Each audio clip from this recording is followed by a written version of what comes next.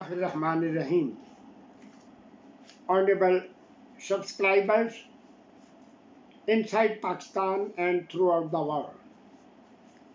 My friends, followers, Hazreen of Samain and Nazreen. I am Professor Hafiz Haji Abdul Mannan from Kasre Darwesh, Islamabad, speaking to you again. Assalamu alaikum. How are you? उम्मीद है आप तमाम अहबाब बखैरियत होंगे। आज हम एक बड़े ही हसास मौजू पे बात करेंगे और एक ऐसी कम्युनिटी के बारे में बात करेंगे जिसको टोटली निगलेक्ट किया जाता रहा।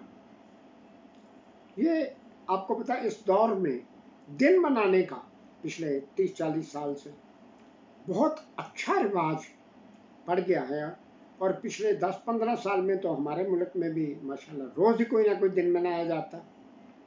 कभी पेरेंट्स का डे होता है, कभी वालिदैन का, कभी टीचर्स का, कभी बुज़ुर्गों का दिन मनाया जाता है। यौम आज़ादी होती है हमारी, यौम पाकिस्तान होता है और फिर आगे चल के 15 अक्टूबर आता तो हम देखते हैं कि इंटरनेशनल वाइट केन सेफ्टी डे, यौम तहफ़्फ़ुज़ सफ़ेद छड़ी ब्लाइंड का बड़ा ज़बरदस्त दिन मनाया जाता है।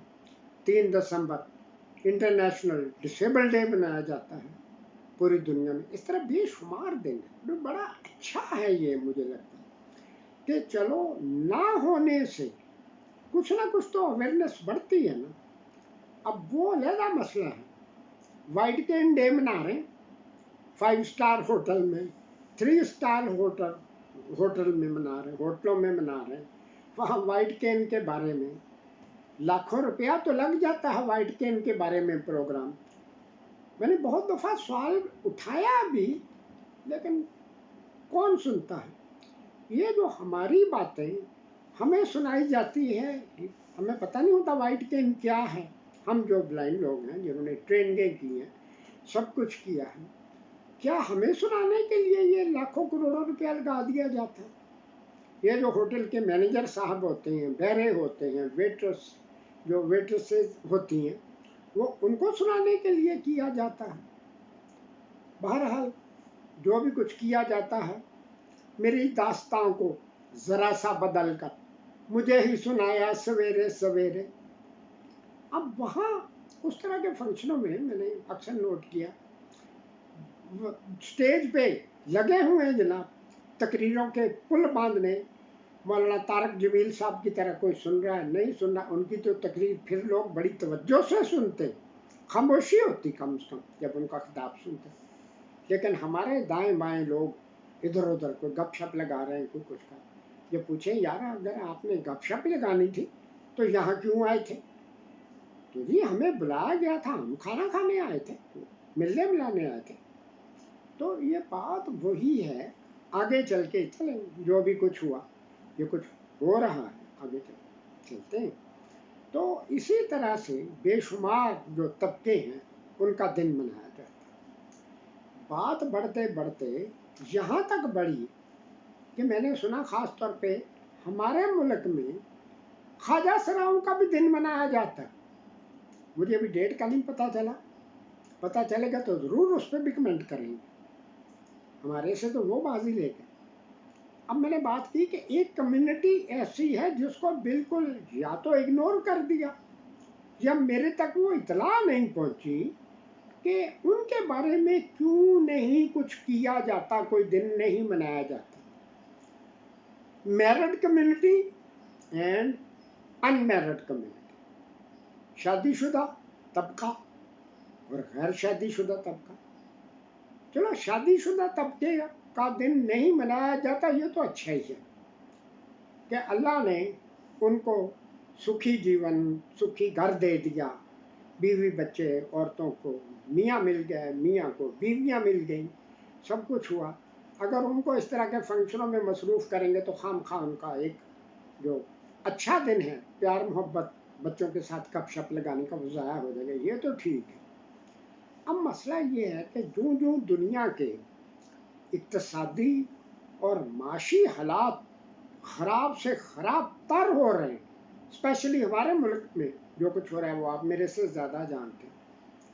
ان میرڈ جو طبقہ ہے پوری دنیا میں، یہاں ایبل ڈسیبل کا کوئی چکر نہیں ہے، تمام دنیا میں ان میرڈ جو طبقہ ہے اس کی تعداد میں ہولناک حد تک اضافہ ہوتا جا رہا ہے۔ سرمایہ کہاں سے آئے، سورسز، مالی سورسز کہاں سے ہیں؟ لیکن یہ ساری باتیں، لیکن ہیں تو وہ بھی انسان، ان کے بھی وہی جذبات ہیں۔ اور پھر انسان کی ایک نیچر ہے کہ جو چیز، اگر اللہ ہمیں 1000 نعمتیں عطا فرما دیتے ہیں، نعمتوں کا ذکر نہیں کرنا، شکر نہیں کرنا، جو چیز نہیں ملی اس پہ ضرور ہم نے افسوس کرنا، اوہو میرے پاس تو یہی نہیں ہے۔ تو بہرحال ہم یہ جو بات ان میرڈ، انہوں نے پھر اپنے جذبات کی تسکین یا شادیوں کی کئی قسمیں بنا رکھی ہیں، انڈائریکٹ، باروبار سرٹیفکیٹ، پیپر میرج، اس طرح کے میرجز، عجیب و غریب، وہ ایک ایسا فضول سا موضوع ہے جس پہ یہاں ڈسکس نہیں کریں گے نا۔ تو انہوں نے کچھ نہ کچھ تو پھر کرنا ہی ہے نا۔ اب آپ کو ایک ایسا واقعہ سناتا ہوں کہ بعض جو اسپیشل وارننگ، میں نے اس جو ویڈیو کا عنوان رکھا ہے special warning for in married community, ایک تنبیہ ہے، اس میں کوئی ایبل فائدہ اٹھائے، ڈسیبل فائدہ اٹھانا چاہیے، سمجھنا چاہیے کہ بعض اوقات دیکھا ہم نے خواتین اگر ان کی 35-40 سال تک شادی نہیں ہوتی، کیوں نہیں ہوتی؟ کہ ان کی جو شرائط ہیں وہ بہت بلند ہوتی، جب 40 کو کراس کر لیا، مردوں نے 40-45 کو کراس کر لیا، ان کی بھی شرائط بڑی بلند ہوتی۔ پھر اس کے بعد یہ کہتے ہیں، ان کی یہ سوچ ہوتی ہے کہ چلو لکھ نہیں تو کاکھ ہی صحیح، کچھ تو ملے، لیکن کچھ بغیر سوچے سمجھے۔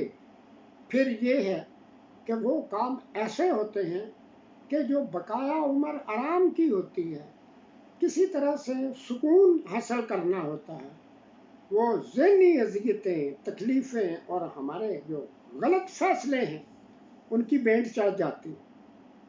مثال کے طور پہ تقریباً 35-36 سال پہلے 85 میں نے جب لاہور سروس کرتا تھا، وہ جو اسکول تھا sunrise school for the blind, Ravi road, Lahore, تو وہاں یہ پہلی میری اس طرح کی سرکاری سروس تھی انگلینڈ سے آنے کے بعد۔ اب میں نے یہ سروس شروع کی تو وہاں یہ پتہ چلا کہ آپ کی ڈیوٹی یہ ہے کہ آ جائیں، کوئی کام ہوگا پرنسپل بتا دے گا، پیریڈ لینا ہے، کیا کرنا ہے تو کرنا، ورنہ خود آگے نہیں جانا۔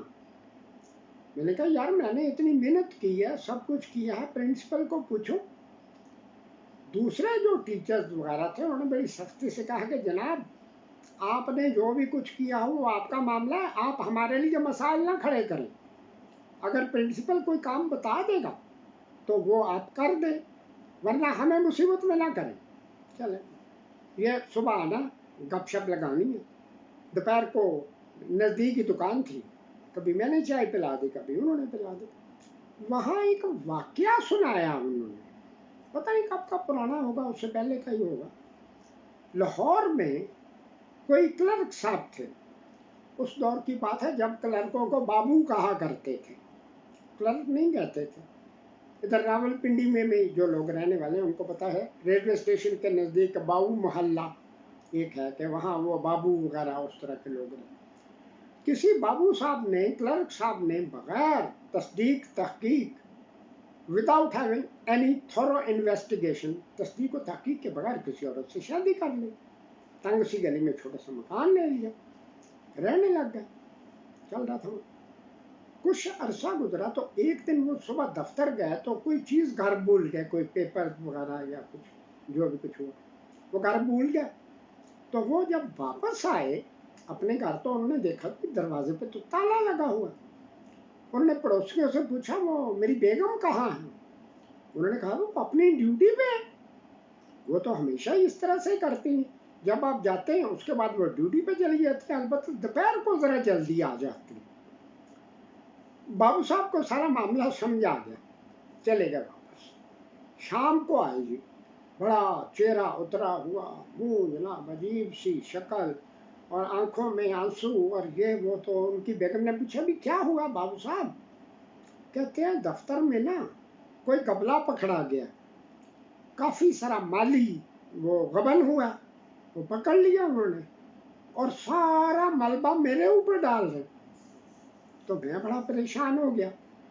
میں نے افسران سے کہا کہ جناب آپ کو پتا میں نے تو کبھی کوئی اس طرح کا فضول کام کیا ہی نہیں ہے، تو یہ میرے اوپر کیوں ڈال رہے ہیں؟ انہوں نے کہا دیکھو یہ دفتری معاملہ ہے، اب بات اگر آگے بڑھے گی پہلے نمبر پہ ڈیوٹی جائے گی، سروس جائے گی، اور اگر معاملہ پولیس کے ہاتھ آ گیا، یہاں پھر عدالتوں میں کیا ہوتا ہے یہ آپ کو ہم سے زیادہ پتا ہے۔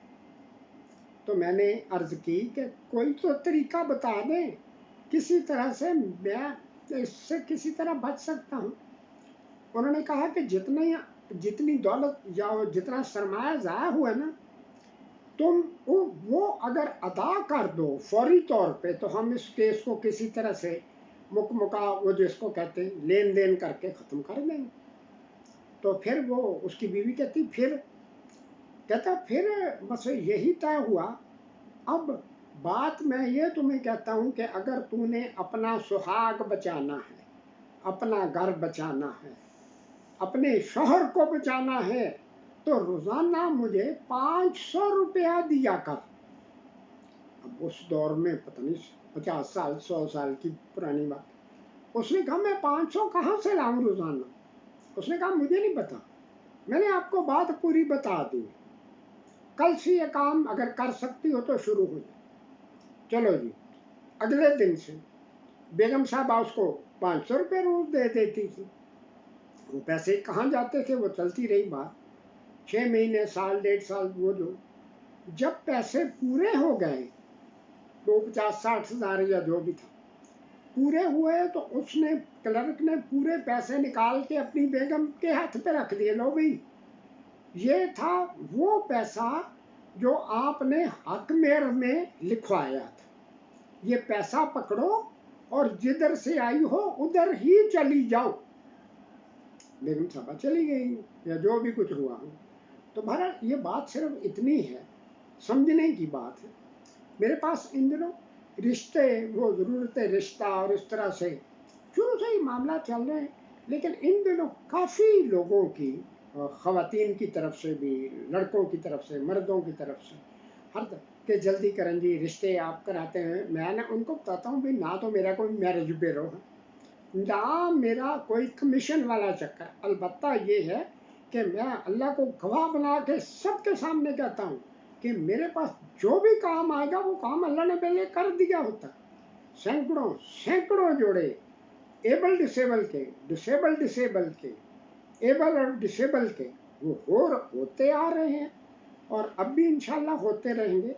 لیکن کئی جگہ سے مجھے یہ کہا جلدی کریں گی، وہ ہم نے فلاں کا بھی کرنا، فلاں کا جلدی کریں۔ تو میں ان کو کہتا ہوں کہ دیکھو زندگی کا پوری زندگی کا معاملہ، اب یہ شوہر بیچارے جلدی کریں، جلدی میں وہ پھر مجھے قرآن پاک کی آیت یاد آتی کہ جلدی کام شیطان کا، اور انسان واقعی بہت فطرتاً جلد باز ہے۔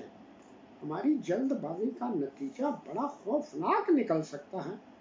بہرحال رشتے تو انشاءاللہ ہوتے رہیں گے، چلتے چلاتے رہیں گے، لیکن میں نے جو بات کہنی تھی، وارننگ دینی تھی، آپ ایبل ہوں ڈسیبل ہوں کوئی بھی ہوں، اگر آپ 35 40 50 کے بعد اس طرح کے ازواجی بندھن میں بندھنا چاہ رہے ہیں تو پلیز سوچ سمجھ کے پوری چھان بین کے بعد یہ بات کریں، پوری چھان بین۔ ایک اور چھوٹی سی بات یاد آ گئی، ذرا یہ خشک موضوع تھا، دلچسپی بڑھانے کی خاطر تھوڑا سا لائٹ ہو جائے۔ ایک بچہ دیر سے اسکول پہنچا، اس کی ٹیچر نے پوچھا بھی بیٹا دیر سے کیوں آئے ہو؟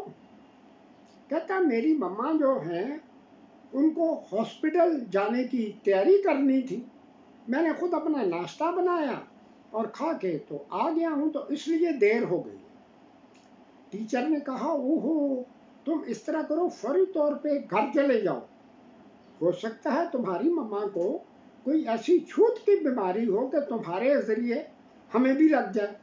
کل اپنی والدہ سے سمجھ کے بات پھر آنا ورنہ گاڑی رہنا۔ اگلے دن کیا ہوا، وہ بچہ آ گیا۔ اس نے کہا جی میں نے والدہ سے پوچھا تو والدہ کہتی ہیں، مما میری جو کہتی ہیں کہ ٹیچر کو کہنا کہ اگر وہ شادی شدہ نہیں ہے تو یہ بیماری اس کو نہیں لگ سکتی، اور کل میرا چھوٹا بھائی پیدا ہوا ہے۔ یہ تو ایسی تھی نا بات۔ تو یہ بات بہت اہم ہے۔ اس موضوع پہ بہت سے المناک واقعات میرے سامنے ہوئے ہیں۔ مجھے یاد ہے پھر انشاءاللہ جو جو موقع بنے گا نا آگے ان چیزوں کے بارے میں بھی بتایا کروں گا، لیکن یہ بھی ذہن میں رکھا ہمیشہ کہ اللہ تعالیٰ فرماتے ہیں کہ مسلمانوں تم دوسرے مسلمانوں کے پردے رکھو تاکہ قیامت والے دن تمہارے بھی پردے رکھے جائیں۔ تو جو اللہ تعالیٰ ہم سب کو اس طرح کی پریشانیوں سے، ذہنی پریشانیوں سے، جسمانی اذیتوں سے بچائے رکھے، اور انشاءاللہ باقی باتیں جو ہیں اگلی ویڈیو میں ہوں گی نا۔ والسلام وآخر دعوانا ان الحمدللہ رب